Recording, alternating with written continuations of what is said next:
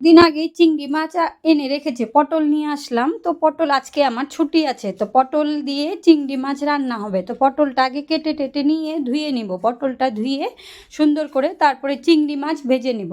চিংড়ি মাছটা সুন্দর করে লাল লাল লাল লাল করে ভেজে নিব। ভেজে ওই তেলের মধ্যেই জিরে ফোড়ন দিয়ে পটলটাকে সুন্দর করে ভেজে নিব। তো এই তো চিংড়ি মাছটা লাল লাল হয়ে গেলে ভেজে উঠায় নিব ওই তেলের মধ্যে।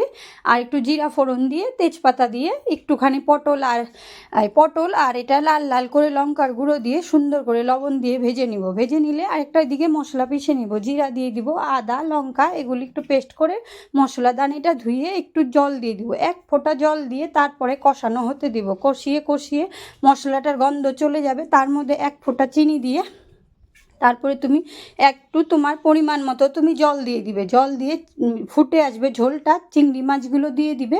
চিংড়ি মাছ দেওয়া হয়ে গেলে একটু পরে একটু গরম মশলা দিয়ে ধনেপাতা দিয়ে নামিয়ে নিবে। খেতে দারুণ ভালো লাগবে। দিদা বাড়ি থেকে ধনেপাতা নিয়ে আসছিলাম, ওই ধনেপাতা দিয়ে ছিটিয়ে